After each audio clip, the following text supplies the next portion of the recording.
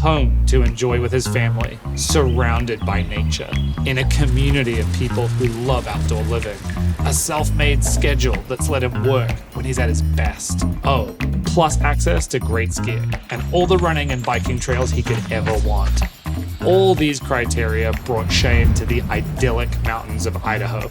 It's not the life Shane dreamt of as a boy. This was not part of his long-term plan. In fact, it all started as a side hustle for beer money. But through a series of failed experiments, Shane learned what really mattered to him in life, then built a business that could give it to him, and he's loving it. Normally, society presents you with what you can have, a limited set of options. But for entrepreneurs, and Shane in particular, they flip it. They look at what they want and then go and build the conditions for that life, even if it wasn't a normal option. This is the story of how Shane went from knowing nothing about entrepreneurship, except that he wanted to do his own thing, into running an e-commerce empire. We went to his house in Idaho to interview him and unpack the lessons he learned on his journey to get there. For Shane, the first step to getting what you want is understanding you. It goes back to really understanding who you are as a human, who you are as a person, what you want your life to look like. And that understanding comes with time and experience. Knowing what you want and where you want to go is all about figuring out a general direction, taking action, and then filling in the details as you go. Shane's a natural entrepreneur, but he didn't always have a long-term vision for the business that he would end up building. Instead, it was the result of paying close attention to what he was good at and wanted to do more of, and what he didn't like and what he wanted to move away from. E-commerce was not a passion I grew up wanting to do. It didn't even exist at the time. I didn't even know entrepreneurship was a thing when I was younger. I just knew that I wasn't good at jobs. I always wanted to do my own thing. Each time he took action on what he wanted and got closer, he would get more specific and use what he'd learned to move in a new direction. My first business was actually a video production company, a local company in Arizona. And through that journey, I realized that I was really excited about technology. And that's the part that interested me. And that drove me towards ultimately starting a startup. Shane was also able to apply that love of technology to his own personal growth, always experimenting with new ways of living and working to learn exactly what was best for him. I really learned to focus on utilizing the data available to me to try to improve, even just incrementally, very, very small increments, constantly. Shane and I used to talk every Monday at 9 a.m. and now we talk every Monday at 4 p.m. No meetings before 2 p.m. That is your deep creative work. We're going to try that for 3 weeks and see how it works. After 3 weeks, he's like, I'm never going to stop doing this. I don't want to talk to another human again in the morning. I was like, great. Like it works, right? But the only way to do that, it's like, Shane, you have to get data. You have to be a scientist. You have to show up. And like, we're going to run an experiment for 3 weeks. You have to do it. It's the only way to get accurate data on if you like it or not, if it's working for your schedule or not, is to do it over and over again and then evaluate it. He's just a natural entrepreneur. And I think that's where that flexibility comes from, is his ability to just identify what the problem is and then create some experiments and be willing to change what he's doing. One of the big first lessons that guided Shane towards where he is today was that his work has to fit in with and support the rest of his life, not the other way around. I knew leaving the startup, it had been quite difficult on my family. I was gone for basically 2 years. I wanted to build a company that allowed me to be at home and be where I wanted to be.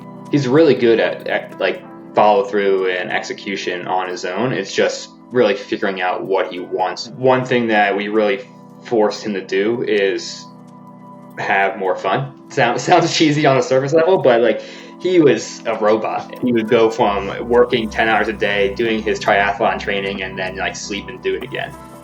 And I was like, Shane, how could you possibly know what you want if you haven't like tried to do other things outside of that? I think the more choice that he got over his schedule, the more he leaned into that, the more he bought into getting out of his media company and really doing something that offered him flexibility. So with the media company, when there's a lot of deadlines and you're delivering something for a client, it's tunnel vision. I think it was really impacting his work-life balance, his dynamic with his wife, and the ability to like travel and do the things he likes to do. So for him, it wasn't about not working as hard or as much. It's being able to have the choice of when he's going to work that hard and when he's going to work that much, and being able to put it down and go be present when he should be present with the people he cares about. He knew that he wanted to have the flexibility to spend time with his family and live wherever he wanted. He knew that he needed to do his own thing, and he knew that he loved technology. I had started an e-commerce Amazon store kind of on the side. It was beer money at the time. But over time, it called to him more and more, and he started to realize it was the perfect combination of everything he was looking for. Our goal was to get out of the media business full-time and transition more to the work-life balance, work from home, and go full-time into the e-commerce side of things. I started to put a little bit more effort into it and kind of saw some results. It allowed me to move to this beautiful place that I live in now. Today, Shane is the CEO of Emergent, his multi-seven-figure e-commerce roll-up operation, which buys promising Amazon stores and takes them to the next level with operational excellence, expertise, and technology. But looking back, it's almost like Shane has slowly but surely worked out a set of criteria for what he wants his life to look like and the things he enjoys, and then built the business that fits that. I really think that a big part of what allowed me to take this journey and dedicate the time to it was realizing kind of a little bit more about who I am and what I really care about. And that took some time and apparently a couple of companies. And then I really understood who I was and what I liked to do and what worked for me. That's what I built. Shane's story is an important reminder that business is always going to have its ups and downs. And if you're struggling with your business at the moment, you need to be able to pay attention to what your experiences are telling you and appreciate even the failures or missteps are a critical force in guiding you towards your ultimate goal. Because a big part of getting what you want is knowing exactly what you want in the first place. Shane may have let his experience guide him as he went and not worried too much about having the perfect plan, but he still had a few lessons to teach us about taking action, learning fast, and getting results. First and foremost, as a triathlete, Shane is a huge believer in the power of consistency. One thing that endurance athletics allows you to do is see yourself in great times of triumph and see yourself with utter failure and how you react to it. And do you go back out the next day and put forth the effort again? And what you really learn over time is that it's the constant effort. It's not running as fast as you can for 5 minutes. That really doesn't get you anything. What gets you somewhere is working out twice a day, 6 days a week for 7 months. Then you see the progress. Shane's applied this approach to accelerated learning in his business by setting really ambitious goals with specific results that can be broken down into consistent daily and weekly targets. When I'd gotten serious about e-commerce business as a whole, I actually had a competitor come into my space and wreak some havoc. And I realized that I needed to learn a lot more about what I was doing. So I set about and gave myself a crazy goal of launching 100 different SKUs in 100 days. We talked through it, and I was like, Shane, this is a good goal in the sense that if you fail, you're gonna fail big. Like you're gonna realize that this is something that you hate, and if you fail small, you're still gonna have 50, 60 new products on Amazon in 100 days. Like there's no downside to this. And I think at the end of that 100 days, I can't remember the exact number, but he had maybe 60, 65 new products on there. And the reason Shane didn't hit 100 is because he wanted to learn more about why things weren't working. He learned a lot about what products not to do, right? What products were terrible to get inventory on, what products that sold well, what products that were easy to advertise. The other thing Shane made clear was how he has trained himself to be comfortable with failure. When he set his 100 products in 100 days challenge, he knew in some ways the goal was unrealistic. Setting unrealistic goals seems like a bad idea, but Shane really cleverly set this challenge as an exciting way to be ambitious and consistent, knowing full well that the number itself was just an arbitrary target in service to the greater goal of mastering the process of sourcing and launching new products. What entrepreneurs can learn from from my crazy challenges to myself is that limits are often self-imposed. And we can get caught up running the business for years, right? And if we don't push ourselves to improve, who else is going to do it? Part of Shane's approach to consistency and getting results is getting feedback, getting data, and aiming at incremental improvements over a long time. I really learned to focus on utilizing the data available to me to try to improve, even just incrementally, very, very small increments, constantly. And that's what I strive to do with my work every day. It may be the tiniest little percentage of improvement, but built up over time, that compiles and really creates, some results that a lot of people aspire to and not everyone is able to achieve. And seeing the amazing results of compounding incremental improvement has taught Shane the value of patience, even though it doesn't come naturally to him. I'm not naturally patient, but I've learned that that's the way to win.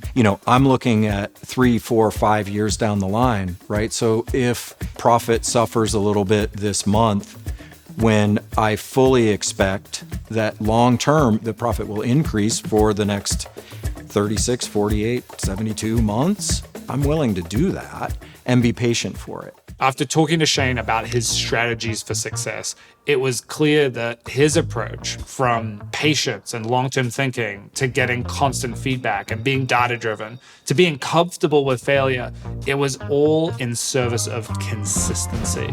See, Shane's never not consistent. I wish all my clients were like Shane, because our conversations are about big picture and strategy and evaluating data and experiments, what we want to try next. And as a coach, that's awesome, because we don't have to dive into okay, well, why didn't you show up for this? Why didn't you do these things? For Shane, letting his experiences carefully adjust his long-term goals and then growing toward those goals in small but relentless steps is the key to getting what he wants. And it seems he learned this the hard way. Slow and inevitable growth is so much better than the alternative.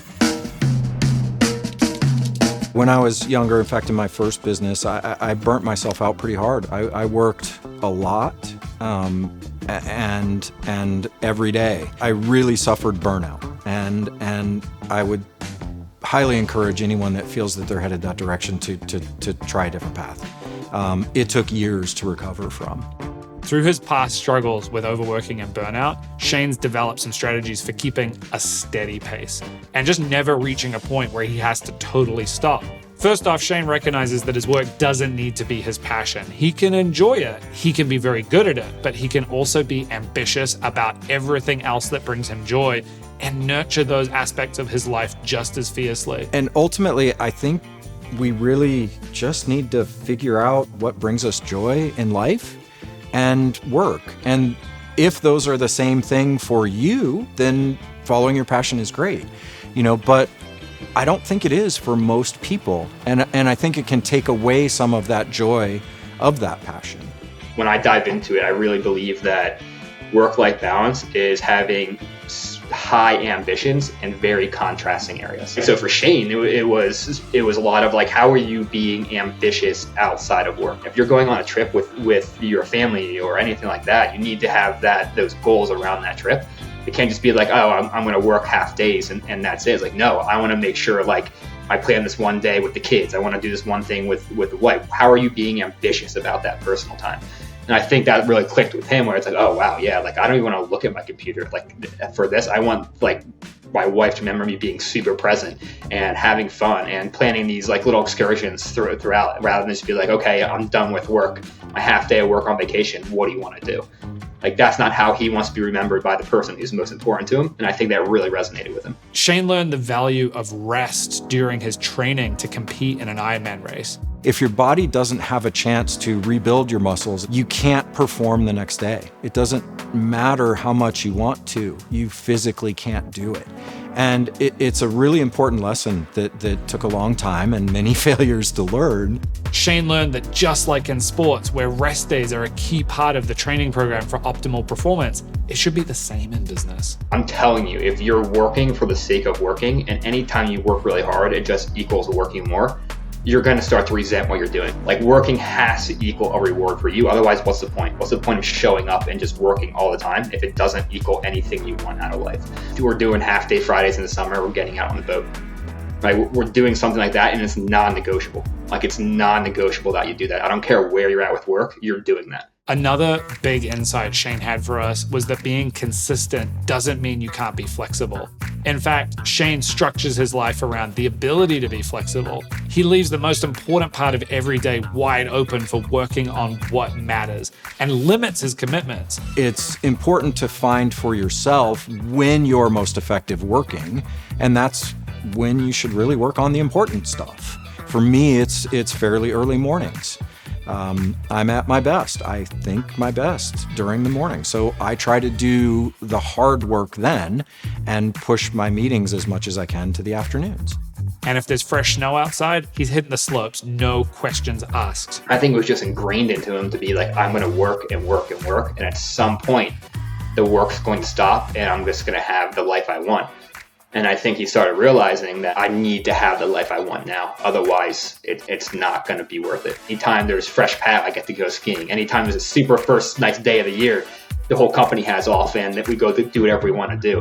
And as long as we have that, the inner child mostly stays happy. It's okay, I can see that working hard in the present is going to equal pleasure in the future. That's all the unconscious mind wants. Shane's self-defined success is an answer to the paradox at the heart of all human endeavor. It can feel impossible to get what you want in life because you are not a constant, even within your own life. Every step you take is an experience, and every experience changes you, and in turn, it changes your desires. We cannot change that fact, but we can learn to appreciate the twists of life as a journey through a maze of our own unique preferences, where every wrong turn paints in new territory on our map to the center. The key is simply patience, attention, and the consistency to keep moving forward no matter how small the steps.